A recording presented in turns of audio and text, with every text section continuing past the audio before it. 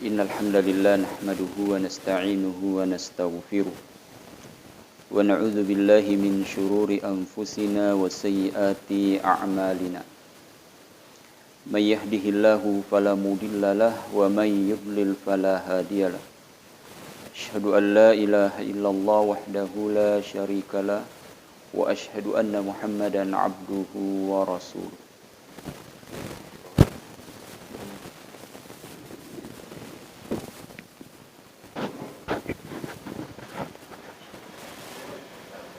Jamaah salat subuh yang dimuliakan oleh Allah Subhanahu wa taala. Alhamdulillah pada subuh kali ini kembali kita hadir untuk melaksanakan salat subuh secara berjamaah. Kemudian kita lanjutkan dengan kajian tafsir atau tadabbur dari ayat-ayat Al-Qur'an. Mudah-mudahan Allah Subhanahu wa taala senantiasa menerima amalan-amalan kita dan akan memberatkan timbangan catatan amalan kebaikan kita di sisi. Ikhwah yang dimuliakan oleh Allah, insyaallah pada kesempatan ini kita akan mengkaji surah Al-Asr, surah yang kita sudah hafal bersama, tapi dia sangat penting untuk dikaji oleh siapapun. Imam Syafi'i rahimahullah mengatakan, "Law ma anzalallahu illa hadhihi surah lakafat." Seandainya Allah Subhanahu wa taala tidak menurunkan surat selain dari surat Al-Asr, maka cukup bagi mereka. Menunjukkan bahwa surah Al-Asr ini mencakup apa yang dibutuhkan oleh umat manusia. Sehingga ketika mereka menjalankan kandungan dari ayat ini dari awal sampai akhir, maka insya Allah mereka akan sukses menjalani hidup di dunia. Surah Al-Asr ini adalah surah Makkiyah.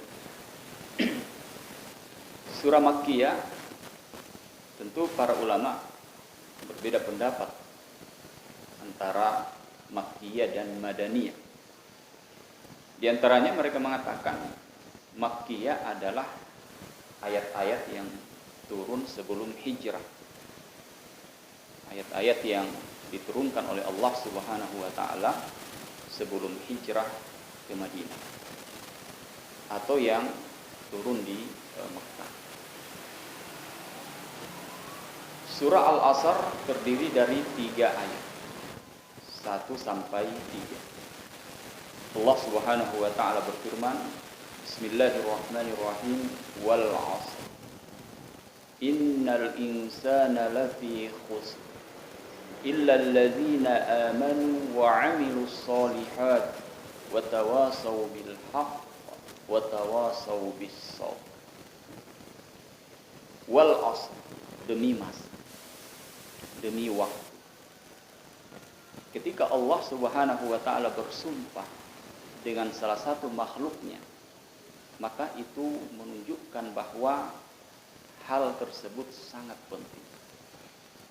Allah bersumpah dengan salah satu makhluknya, yaitu waktu, menunjukkan bahwa waktu itu sangat penting.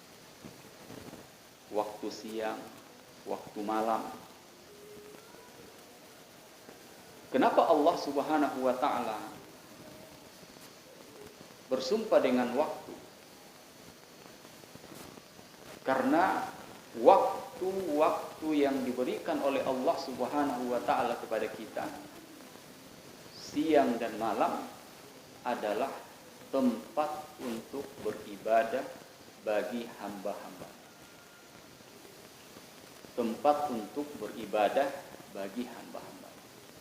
Dan kita diciptakan oleh Allah Subhanahu wa taala hanya untuk beribadah. Surat Az-Zariyat ayat 56. Wa ma khalaqtul jinna wal insa illa liya'budun.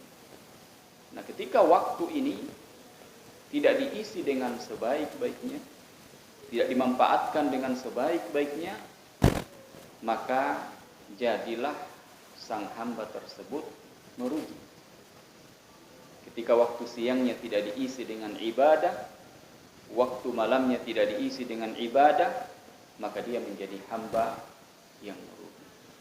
Dan pada hari kiamat kelak,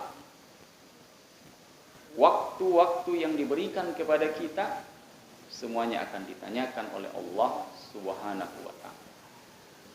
Nabi SAW bersabda, "Lan tazula qadama 'abdin yaumal qiyamah hatta yus'ala an arba." Tidak bergeser kaki seorang hamba pada hari kiamat nanti sebelum dia ditanya tentang 4 hal. Salah satu di antaranya adalah an umrihi, tentang umurnya. Tentang umurnya, untuk apa dia gunakan. Umur identik dengan waktu. Dan waktu umur yang diberikan kepada setiap hamba, terkhusus umat Nabi Muhammad SAW, itu terbatas. Dijelaskan dalam hadis yang lain, a'wamu ummati baina sittina wa sab'ina sana.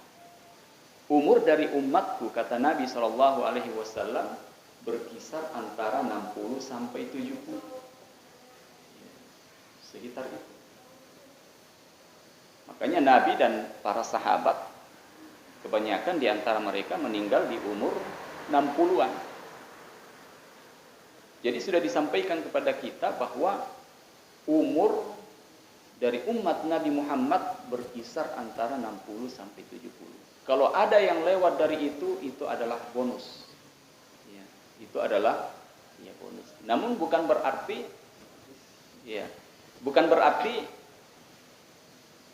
kita mengatakan, oh masih panjang jatah saya. Ya, masih panjang.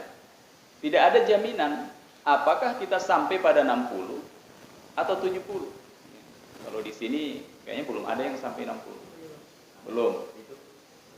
Pak Haji berapa? Baru masih muda. Iya. Iya, 50 masih muda. Iya. Itu masa produktif 50. Iya, mudah-mudahan dipertemukan yang terbaik. Iya, kita lanjut. Jadi waktu adalah sesuatu yang sangat penting pada diri setiap insan. Oleh karenanya harus dimanfaatkan dengan sebaik-baiknya. Karena kita tidak tahu kapan Allah Subhanahu wa ta'ala mewafatkan. Wa ma tadri nafsun bi ayyi ardin tamut. Tidak ada seorang pun yang tahu kapan dan di mana dia akan meninggal. Itu rahasia. Kenapa dirahasiakan oleh Allah Subhanahu wa ta'ala? Agar kita senantiasa memanfaatkan waktu dengan sebaik-baiknya untuk beribadah. Karena kalau dikasih tahu memang nanti dia tunda-tunda untuk beramal. Oh, saya nanti meninggalnya umur 60. Nanti umur 50 baru saya beribadah baik-baik. Jadi mau santai-santai saya dulu. Itu tidak ada jaminan. Dan ajal itu sudah ditetapkan oleh Allah.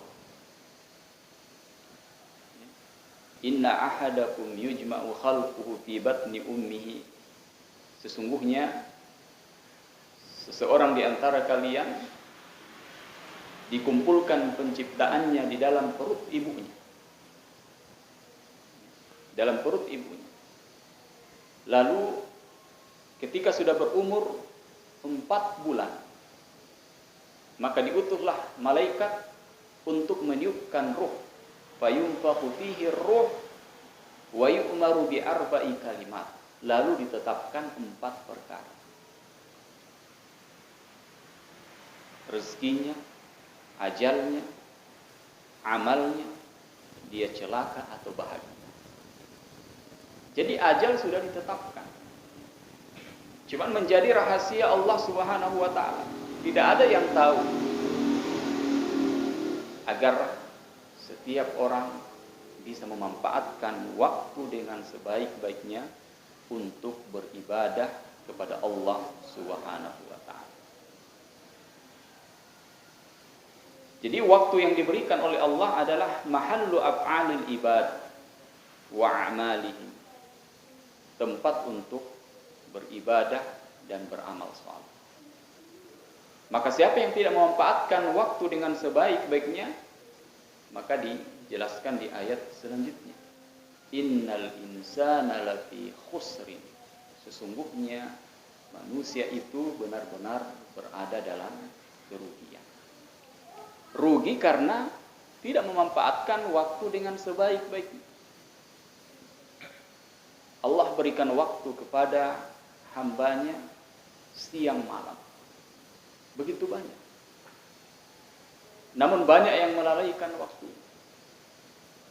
Sibuk dengan pekerjaan, mencari rezeki, dan lain sebagainya. Tapi seorang hamba yang paham akan hakikat kehidupannya, persoalan seperti itu dia tidak dilalaikan. Karena dia yakin masalah rezeki itu sudah ditetapkan. Sebagaimana yang disebutkan oleh Hasan Al-Basri rahimahullah, beliau mengatakan wa alimtu, dan saya yakin bi anna rizqi lan ya'khuzahu ahad. Rezeki saya tidak akan diambil oleh orang lain. Fatma'anna qalbi lahu, maka hati saya senantiasa tenang, tidak pernah gelisah. Dan rezeki juga sudah ditetapkan. Tadi salah satu ketika berumur 4 bulan sudah ditetapkan oleh Allah. Cuman memang rezeki itu tetap dicari. Tetap dicari. Karena dia tidak akan datang dengan sendiri. Namun jangan sampai dalam pencarian rezeki itu menyebabkan lalai dalam beribadah kepada Allah. Menyebabkan lalai dalam beribadah kepada Allah. Makanya Hasan Al-Basri kembali melanjutkan perkataannya dengan mengatakan wa alimtu bi annal amali lan yaquma bihi ahad. Dan saya yakin amalan saya tidak akan mungkin dikerjakan oleh orang lain. Salat saya tidak akan mungkin saya wakilkan kepada orang lain. Puasa saya tidak mungkin saya wakilkan kepada orang lain. Kehadiran saya di majelis tidak mungkin. Karena ibadah itu adalah masing-masing. Ibadah itu masing-masing. Kecuali kita bersedekah, apakah itu sedekah ilmu atau sedekah harta, maka jadilah amalan jariah, amalan yang mengalir kepada yang menyedekahkan ilmunya atau yang menyedekahkan harta.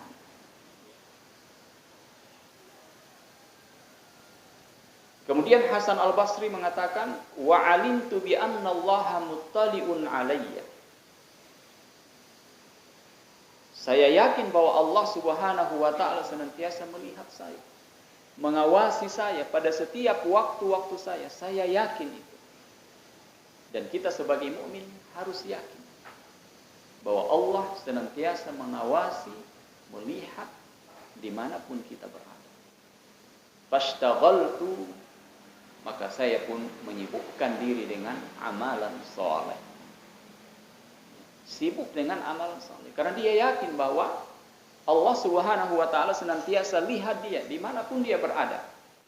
Maka dia pun tidak melalaikan waktu yang diberikan oleh Allah Subhanahu wa taala. Dan yang terakhir boleh mengatakan wa alimtu bi annal mauta yantaziruni. Saya yakin bahwa kematian itu sedang menunggu saya.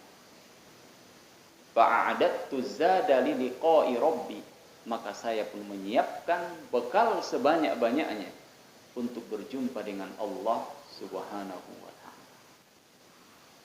Ini sangat bagus apa yang diajarkan oleh beliau agar waktu yang diberikan oleh Allah bisa dimanfaatkan dengan sebaik-baiknya. Di poin yang terakhir, ketika kita selalu yakin bahwa kematian itu sedang menunggu kita, maka kita tentu akan sibuk mengumpulkan bekal sebanyak-banyaknya.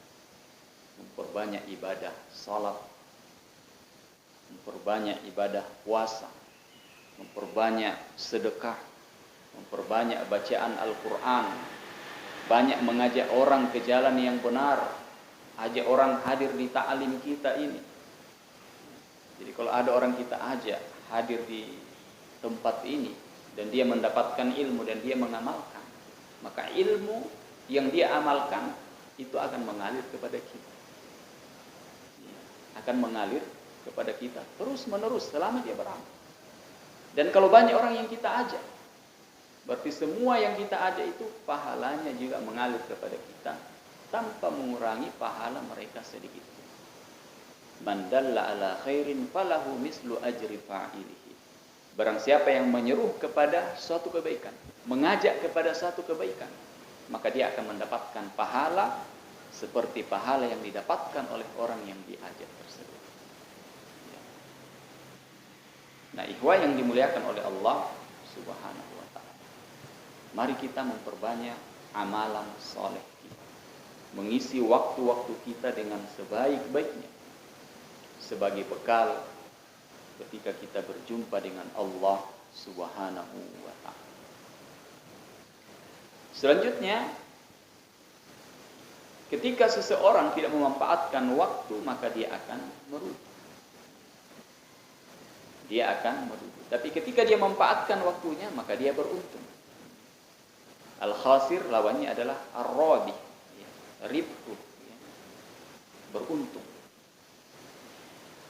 Wal khasar maratib muta'addida. Dan kerugian itu ada tingkatan-tingkatannya. Ada kerugian di dunia dan ada kerugian di akhirat. Ada kerugian di dunia dan ada kerugian di akhirat. Rugi di dunia ketika dia tidak memanfaatkan waktu dengan sebaik-baiknya untuk beribadah. Ketika dia tidak isi waktu-waktunya, maka dia rugi. Padahal Allah Subhanahu wa ta'ala telah berikan nikmat waktu tersebut. Telah diberikan nikmat waktu dari pagi sampai pagi kembali. Berapa waktu yang digunakan untuk beribadah kepada Allah? Berapa waktu yang digunakan untuk aktivitas dunia? Kalau kita mau hitung-hitung bagi-bagi waktu yang diberikan oleh Allah, mulai dihitung dari tidur kita berapa jam, kerja kita berapa jam, salat kita berapa jam, salat 5 waktu. Silahkan dibagi-bagi. Mana yang lebih banyak? Apakah kesibukan kita terhadap dunia masih lebih banyak dibandingkan dengan kesibukan kita dengan akhirat? Kalau kesibukan kita dengan dunia masih mendominasi, berarti dikhawatirkan masih tergolong orang yang merugi. Rugi dari sisi waktu. Ada juga orang yang tidurnya sangat banyak. Sudah tidur malam dari ibadah Isya sampai subuh. Siang tidur lagi. Bahkan pagi di bulan Ramadan tidur lagi. Banyak yang tidur di pagi seperti ini. Habis sahur tidur. Lewat subuh. Rugi. Tidak dapat keberkahan di waktu pagi. Banyak yang lewat. Nah, sebagai seorang muslim yang cerdas, kata Nabi SAW, Al-kayyisu man dana nafsahu wa 'amila lima ba'da al-maut. Seorang muslim yang cerdas adalah seorang muslim yang senantiasa memanfaatkan waktunya dengan sebaik-baiknya, dengan mempersiapkan amalan-amalan soleh yang akan dia bawa ketika dia telah diwafatkan oleh Allah Subhanahu wa ta'ala. Itulah seorang muslim yang cerdas. Dia sudah mempersiapkan bekal untuk hari esoknya. Dan sebaik-baik bekal adalah ketakwaan. Wa tazawwadu fa inna khairaz zadi taqwa. Itulah sebaik-baik bekal. Kerjakan perintah dan tinggalkan larangan. Itu definisi singkatnya takwa. Seperti kata Syekh Al-Utsaimin rahimahullah. Kerjakan perintah, tinggalkan larangan. Itulah sebaik-baik bekal yang akan dibawa nanti menghadap kepada Allah Subhanahu wa ta'ala. Kemudian rugi dunia. Rugi akhirat. Rugi akhirat ketika Allah Subhanahu wa ta'ala tidak berikan nikmat kepadanya, yaitu masuk ke dalam syurga. Karena nikmat yang paling tinggi adalah dukhulul jannah. Kalau nikmat yang paling tinggi di dunia ini sebenarnya adalah mendapatkan hidayah Islam. Itu nikmat yang paling tinggi. Nikmat yang paling tinggi di dunia ini ketika seseorang memeluk agama Islam. Dan dia berusaha istiqamah menjalankan ajaran-ajaran Islam itu. Dan nikmat yang paling tinggi di akhirat adalah dukhulul jannah. Makanya orang-orang yang masuk surga itu disebutkan di dalam Al-Quran, mereka mengatakan Alhamdulillahilladzi hadana lihadza. Segala puji bagi Allah yang telah menganugerahkan nikmat ini kepada kami. Mereka bersyukur kepada Allah karena sudah masuk surga. Dan tentu mereka mendapatkan surga melalui proses memanfaatkan waktu dengan sebaik-baiknya dengan menjalankan ketaatan kepada Allah Subhanahu wa ta'ala. Dan itu butuh keistiqomahan. Istiqamah adalah luzumut ta'ah, senantiasa dalam ketaatan kepada Allah Subhanahu wa ta'ala. Maka perlu kita banyak berdoa, ya muqallibal qulub, tsabbit qalbi ala dini. Baca doa ini setiap saat. Terkhusus di sujud-sujud terakhir kita. Baca doa ini, ya muqallibal qulub, tsabbit qalbi ala dini. Ini adalah doa untuk istiqamah. Di beberapa riwayat disebutkan ini doa yang paling sering dibaca oleh Nabi sallallahu alaihi wasallam. Beliau sudah dijamin oleh Allah, tapi selalu minta keistiqamahan. Apatah lagi kita sebagai umatnya yang tidak ada jaminan. Ya, tentu lebih banyak lagi untuk meminta keistiqamahan. Mudah-mudahan Allah Subhanahu wa taala berikan keistiqamahan. Kemudian Allah Subhanahu wa taala mengatakan illal ladzina amanu wa 'amilus sholihat wa tawasau bil haqq wa tawasau bis sabar. Allah memberikan pengecualian orang-orang yang tidak merugi. Orang-orang yang tidak merugi setidaknya mereka memiliki 4 sifat yang disebutkan di dalam ayat ini. Yang pertama, illal ladzina amanu, beriman. Itu yang pertama. Ya. Al-imanu bima amara Allah bil imani bi. Jadi beriman sebagaimana yang diperintahkan oleh Allah Subhanahu wa taala. Wala yakunul imanu bidunil ilmi, dan iman itu tidak akan mungkin bersama terus dengan hamba kecuali dengan ilmu. Kecuali dengan ilmu. Makanya kita sebutkan syurutul ibadah diawali dengan ilmu, ikhlas dan mutabah. Karena ikhlas itu dia sulit bertahan kalau tidak ada ilmu. Dan di sini Syekh Abdurrahman As-Sa'di mengomentari ayat ini, al-iman wala yakunul imanu bidunil ilm. Iman itu tidak akan ada kalau tidak ada ilmu. Jadi harus ada ilmu. Makanya iman seseorang itu turun dan lama-kelamaan akan hilang karena tidak ada ilmu. Dia tidak tahu bagaimana cara mempertahankan iman itu.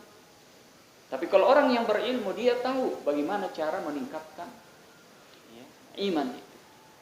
Makanya Allah Subhanahu wa taala berfirman, "Fa'lam annahu la ilaha illallah." Ketahuilah bahwasanya tidak ada ilah. Mengetahui terlebih dahulu. Berilmu terlebih dahulu. Fahuwa far'un anhu la yatimmu illa bihi. Kata beliau, ilmu itu adalah bagian dari keimanan. Dan keimanan itu tidak sempurna kecuali dengan ilmu. Berarti ilmu itu adalah wajib. Namun disayangkan, majelis-majelis ilmu itu masih sangat sepi. Masih sangat sepi. Nah, ini menunjukkan bahwa kaum muslimin masih belum perhatian terhadap talabul ilmi, menuntut ilmu. Padahal itu adalah kewajiban. Itu adalah bagian dari kesempurnaan iman. Bagian dari kesempurnaan iman. Orang-orang yang paham tentang hal seperti ini, maka mereka akan melakukan segala hal untuk bisa mendapatkan ilmu. Karena itu identik dengan keimanan. Semakin berilmu seseorang, maka insya Allah keimanannya semakin kuat. Karena dengan ilmunya tersebut, dia semakin banyak melakukan amalan soleh. Dan dengan amalan soleh, iman semakin bertambah. Iman semakin bertambah. Para salaf, contohnya Imam Bukhari rahimahullah, luar biasa semangat beliau dalam menuntut ilmu, mencari ilmu. Maka nama beliau dikenang hingga sekarang dan insya Allah hingga akhir zaman nanti. Beliau mengumpulkan hadis-hadis Rasulullah Sallallahu Alaihi Wasallam itu bukan dalam waktu yang singkat, bukan pula dalam tempat yang satu, tapi di berbagai tempat. Beliau melakukan perjalanan jauh untuk mendapatkan satu hadis. Lalu beliau menulis hadis-hadis Nabi Sallallahu Alaihi Wasallam. Bukan di zaman seperti kita ini penerang sudah bagus. Disebutkan dalam riwayat beliau ketika menulis hadis-hadis Nabi SAW di malam hari, penerangnya adalah pelita yang setiap sekali-kali itu padam. Bahkan sampai 20 kali padam. Tapi tidak membuat beliau berhenti untuk menulis hadis. Kalau kita sekarang mati lampu itu sudah mengeluh. Baru mati lampu sebentar. Sudah mengeluh. Padahal tidak ada juga yang dilakukan. Dan Imam Bukhari mulai menulis hadis-hadis Nabi Shallallahu Alaihi Wasallam ketika beliau sudah hafal 1 juta hadis. 1 juta hadis dihafal, baru mulai menulis. Luar biasa kekuatan hafalan. Makanya para ulama mengatakan kitab tersohih setelah Al-Quran adalah Sahih Bukhari. Kitab yang paling sahih setelah Al-Quranul Karim adalah Sahih Bukhari. Nah, itulah kesungguhan mereka dalam menuntut ilmu. Sehingga waktu mereka tidak sia-sia. Ya, waktu mereka tidak sia-sia. Dimanfaatkan dengan sebaik-baiknya. Imam Syafi'i pun demikian. Imam Ahmad demikian. Imam Ahmad dalam satu riwayat ketika beliau mengisi pengajian itu dihadiri oleh ribuan orang. Bahkan sampai 5.000 dihadiri dalam majlis beliau. Sementara pada saat itu belum ada pembesar suara seperti ini. Kalau 5.000 mungkin tidak penuh masjid kita ini. Berapa Pak kapasitasnya? Ada 1.000. 600. Ini 5.000-an. Ya, mungkin Islamic Center baru bisa. 5.000. Tapi belum ada yang mikrofon seperti ini. Nah, bagaimana cara supaya ilmu itu sampai? Nah, ternyata metodenya ketika Imam Ahmad rahimahullah selesai menjelaskan satu hadis, maka beliau berhenti sejenak, yang di depan balik ke belakang menyampaikan kepada yang di belakangnya. Ketika yang di belakang sudah mendengarkan, dia sampaikan lagi ke yang di belakangnya, sampai orang yang paling terakhir di belakang. Ketika ilmu itu Imam Ahmad sudah yakin ilmu yang dia sampaikan sudah sampai pada orang yang paling di belakang, barulah beliau melanjutkan pada hadis berikutnya. Nah, yang menarik di sini, apa yang dilakukan oleh Imam Ahmad untuk memanfaatkan waktunya ketika hadis itu disampaikan satu persatu kepada orang yang ada dalam majlis itu. Yang beliau lakukan adalah berzikir kepada Allah Subhanahu wa ta'ala. Mengisi waktu menunggu untuk berzikir. Jadi tidak ada waktu yang sia-sia. Ya, ini adab yang diajarkan oleh para ulama kepada kita. Mengisi waktu dengan zikir kepada Allah. Jadi sambil mengajarkan ilmu, beliau juga berzikir kepada Allah. Jadi tidak ada yang sia-sia. Ya, mungkin bisa kita bayangkan berapa lama dia menunggu. Ketika ilmu yang dia sampaikan itu diteruskan kepada orang-orang yang ada di belakangnya yang jumlahnya sangat banyak. Dan kisah-kisah yang lain. Syekh bin Baz yang pernah menjabat jadi mufti. Kalau kita di Indonesia ketua MUI, di sana mufti Saudi Arabia, kerajaan Saudi Arabia. Beliau buta, tidak melihat. Dan beliau yang mendirikan Universitas Islam Madinah yang sekarang banyak mengeluarkan dai-dai yang tersebar ke seluruh penjuru dunia. Jadi yang mendirikan itu pertama kali adalah Syekh bin Baz rahimahullah. Nah, di antara kisah beliau terkait dengan belajar dan waktu, ketika beliau antri untuk mengambil air wudhu, beliau tidak berdiam begitu saja, tapi dimanfaatkan untuk menghafal ya, bait-bait yang terkait dengan ad-din. Sehingga disebutkan ilmu yang dia dapatkan pada saat antri mengambil wudhu setiap saat itu sekitar 1000-an bait yang dia hafal. Dan itu didapatkan hanya ketika antri pada saat mengambil air wudhu. Nah, bagaimana kalau memang beliau memfokuskan untuk belajar menghafal, lebih banyak lagi ilmunya. Ya, jadi wajar ketika orang-orang saleh sebelum kita, mereka adalah orang-orang yang terbaik karena waktu mereka dimanfaatkan dengan sebaik-baiknya. Mereka adalah orang-orang yang imannya luar biasa karena dimanfaatkan waktu dengan sebaik-baiknya untuk menuntut ilmu. Jadi ini yang pertama, iman. Sifat yang pertama yang harus ada pada seseorang kalau tidak mau merugi adalah iman. Ini yang pertama.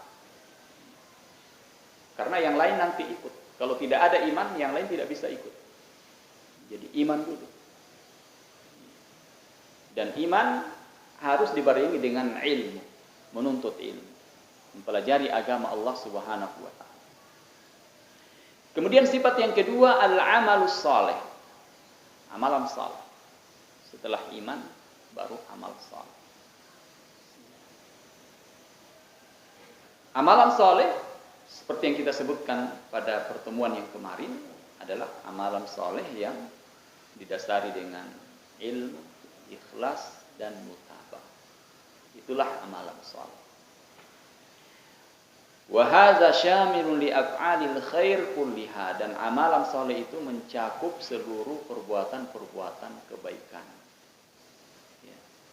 Az-zahira yang nampak, al-batina yang tidak nampak, al-muta'alliqatu bihaqqillah yang terkait dengan hak-hak Allah Subhanahu wa taala, wa haqqu ibadih dan hak-hak hambanya, al-wajibah yang wajib, al-mustahabbah dan yang sunnah.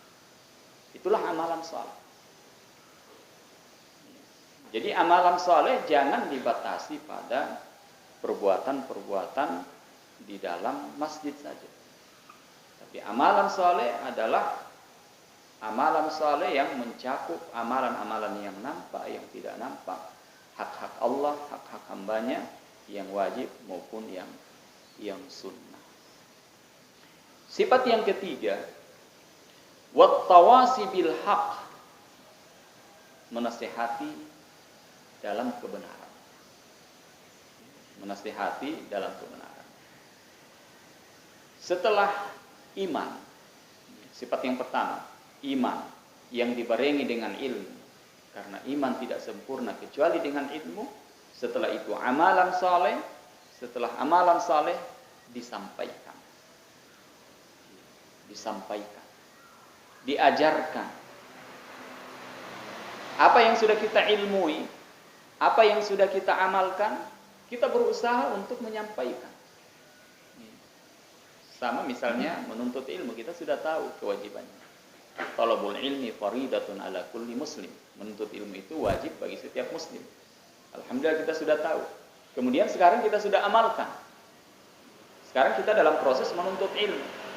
Nah, tinggal sekarang kita melangkah pada sifat yang ketiga ini, kita sampaikan kepada yang lain. Maksudnya kita ajak. Kita ajak. Ayo kita menuntut ilmu. Ayo kita masuk surga bersama-sama. Ayo kita ke taman-taman surga. Karena sekarang kita berada di taman-taman surga. Di mana taman-taman surga ini akan memudahkan kita untuk masuk ke dalam surga. Orang kalau sudah ada di taman-tamannya, insya Allah sebentar lagi dia masuk ke dalam surga. Man salaka tariqan yaltamisu fihi ilman, sahhalallahu lahu bihi tariqan ilal jannah. Barang siapa yang meniti satu jalan untuk mencari ilmu, dia menghadiri majelis ilmu, maka Allah mudahkan baginya jalan menuju surga. Akan dimudahkan langkah kita untuk sampai ke surga Allah. Jadi disampaikan. Wattawasi bil haq allazi huwal iman wal amalis salih. Ay yusi ba'duhum ba'da bidzalik wa yahussuhu alaihi. Jadi dia memberikan wasiat atau nasihat-nasihat kebenaran kepada seseorang, yaitu iman dan amal saleh. Kemudian yang keempat, wattawasi bis sabri.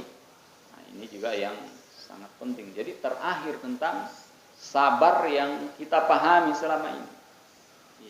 Sabar, saling menasehati dalam kesabaran. Ketika kita ajak, ketika dia sudah beriman, berilmu, beramal saleh, dan kita ajak kepada kebenaran tersebut, maka tetap dinasehati untuk sabar. Ya, sabar seperti yang disebutkan oleh para ulama kita ada 3. As-sabru ala ta'atillah, wa an ma'siyatillah, wa ala aqdarillah. Sabar mengerjakan perintah, sabar meninggalkan larangan, dan sabar menerima ketetapan Allah yang tidak sesuai dengan keinginan kita. Kenapa kita harus sabar menjalankan ketaatan kepada Allah? Karena ketaatan itu sebenarnya berat. Nabi SAW memberikan perumpamaan, wa huffatil jannatu bimakarihiha.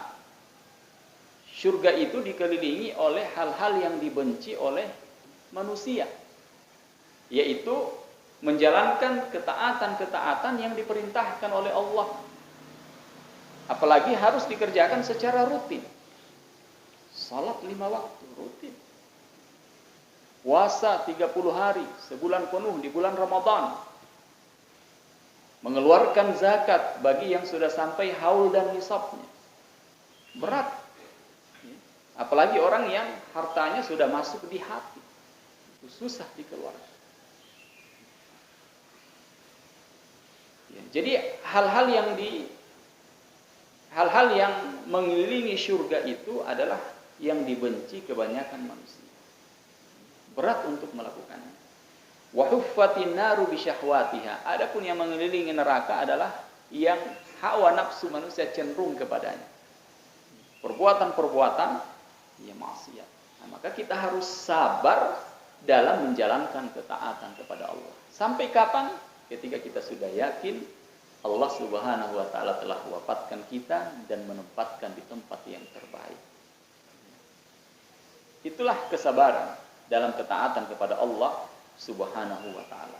Kita ingin ketika diwafatkan oleh Allah Subhanahu wa taala dalam keadaan husnul khotimah, dan ketika dimasukkan ke dalam kuburan kita diluaskan oleh Allah. Orang yang sabar dalam ketaatan kepada Allah, insya Allah dia akan mendapatkan 3 di dalam kuburannya. Yang pertama, kuburannya diluaskan. Yang kedua, kuburannya sangat wangi.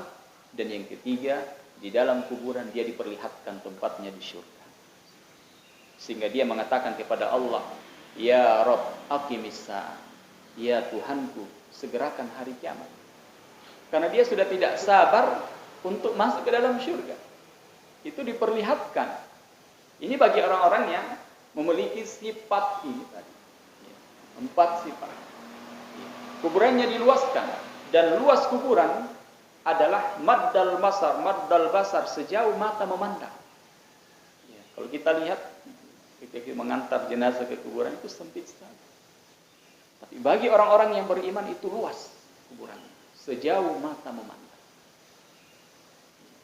Sejauh mata memandang. Dan tidak sulit untuk mendapatkan itu. Cukup kita amalkan apa yang kita sebutkan tadi. Iman, amal saleh, sampaikan dan bersabar. Insya Allah kuburan itu akan diluaskan. Dan kuburan itu akan wangi. Tapi diperlihatkan tempatnya di surga. Walaupun kuburannya sudah seperti itu, dia tidak sabar di situ. Dia ingin segera masuk surga.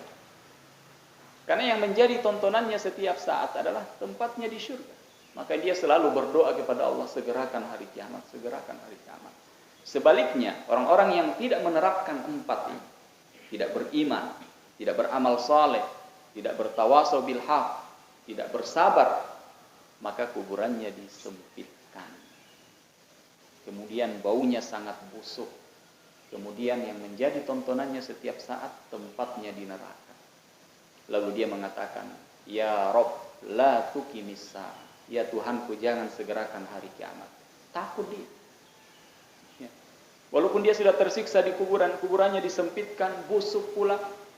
Tapi dia tidak mau disegerakan hari kiamat. Kenapa? Karena kapan hari kiamat sudah terjadi, orang yang di alam barzah, di alam kuburan itu dibangkitkan. Dan diadili sesuai dengan amalannya masing-masing. Lalu ditempatkan sesuai dengan apa yang ditetapkan oleh Allah.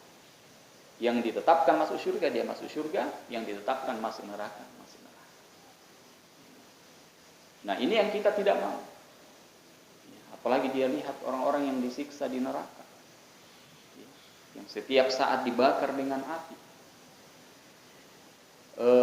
Hasan al-Basri ketika menafsirkan firman Allah, kullama nadijat juluduhum baddalnahum juludan ghairaha liyazuqul azab. Dalam surah Al-Imran, kalau tidak salah. Setiap orang yang masuk ke dalam neraka, setiap hangus kulitnya dibakar, diganti lagi dengan kulit yang baru. Begitu seterusnya. Kata Hasan al-Basri rahimahullah ketika menafsirkan ayat ini, bahwa proses pergantian kulit setiap harinya di dalam neraka sebanyak 70.000 kali. 70.000 kali. Ya. Bagaimana kira-kira 70.000 kali? Setiap hangus diganti lagi 70.000 kali. Di dunia saja kita bayangkan, di dunia 1 kali saja orang hangus kulitnya, hanya 2 kemungkinan yang terjadi. Yang pertama, dia meninggal dunia. Kalau ada orang yang terbakar habis semuanya, yang pertama dia meninggal dunia. Kalau dia tidak meninggal dunia, maka dia akan pingsan. Paling itu 2 kemungkinan. Tidak ada yang masih bisa bergerak kalau sudah hangus kulit itu, kalau sudah habis terbakar. Kebanyakannya meninggal dunia. Tapi kalau dia tidak meninggal dunia, ditakdirkan paling minimal dia pingsan, lalu masuk ke rumah sakit dan dia obati semua. Nah, ini 70.000 kali. Nah, bagaimana dengan orang-orang musyrik? Bagaimana dengan orang-orang kafir? Mereka kekal di dalamnya setiap hari seperti itu. Orang-orang yang ada keimanan tapi memiliki kemaksiatan, yang ditakdirkan masuk neraka dulu. Setelah bersih, lewat pembakaran, baru masuk ke dalam surga. Nah, maka tidak benar juga apa yang disebutkan oleh orang, tidak apa-apa masuk neraka dulu, yang penting ujung-ujungnya masuk surga. Siapa yang tahan dengan api neraka? Siksaan paling ringan saja di neraka ketika kaki diletakkan di bara apinya, mendidih seluruh isi kepala. Mendidih. Air yang mendidih saja kita masukkan tangan, jelas sakitnya luar biasa. Ini di api neraka, baru kaki di situ. Ya, dan inilah hukuman yang diberikan kepada paman Nabi SAW, Ali bin Abi Thalib, yang sepanjang hidupnya selalu dia membela Rasulullah SAW, dan dia meyakini bahwa agama Islam itu adalah agama yang terbaik. Tapi satu yang kurang dari beliau, tidak mengucapkan la ilaha illallah, sehingga beliau tidak masuk ke dalam Islam. Nah, ini yang disebutkan oleh Syekh Abdurrahman As-Sa'di. Dari 4 sifat yang beliau sebutkan, 2 yang pertama, fal amraynil awlayaini yukmilul insan nafsuhu. Jadi 2 sifat yang pertama menyempurnakan jiwa seorang hamba, yaitu iman dan amal saleh. Itu akan menyempurnakan jiwa seorang hamba. Kemudian 2 sifat yang terakhir, saling menasehati dalam kebaikan dan menasehati dalam kesabaran, itu menyempurnakan orang lain. Menyempurnakan orang lain. Maka kita sebagai seorang muslim, kita harus menjadi orang yang solihun li nafsi wa solihun li ghairi. Kita harus soleh untuk diri kita sendiri, dan juga ada usaha untuk mensolehkan orang lain. Itulah manusia yang sempurna. Jangan hanya fokus dengan mensolehkan diri, dan tidak ada usaha untuk mensolehkan orang. Bagaimana cara mensolehkan orang? Kita aja. Jadi menggabungkan 2 ini, inilah yang terbaik. Solihun li nafsih wa solihun li ghairi. Soleh untuk diri sendiri, dan soleh untuk dan mensolehkan orang lain. Dan inilah hamba yang beruntung dan tidak merugi. Nah, ini secara singkat tentang ayat ini atau surah ini, sehingga apa yang disebutkan oleh Imam Syafi'i rahimahullah, setelah kita mengkaji ini, ternyata memang mencukupi. Lau ma anzalallahu suratan illa hadhihi surah lakafatkum. Seandainya Allah tidak menurunkan surat selain surat ini, maka cukup bagi mereka. Cukup bagi mereka. Kita amalkan dengan sebaiknya. Iman, amal saleh, menyampaikan, kemudian bersabar dalam menjalankan ketaatan, meninggalkan maksiat, menerima takdir. Selesai, cukup. Insya Allah menjadi orang yang beruntung dunia dan akhirat. Ya, demikian kajian kita pada subuh kali ini. Mudah-mudahan ada manfaatnya. Subhanakallahumma wa bihamdik, asyhadu an la ilaha illa anta, astaghfiruka wa atubu ilaik. Wa akhiru da'wana alhamdulillahi rabbil alamin. Wassalamualaikum warahmatullahi wabarakatuh. Waalaikumsalam warahmatullahi wabarakatuh.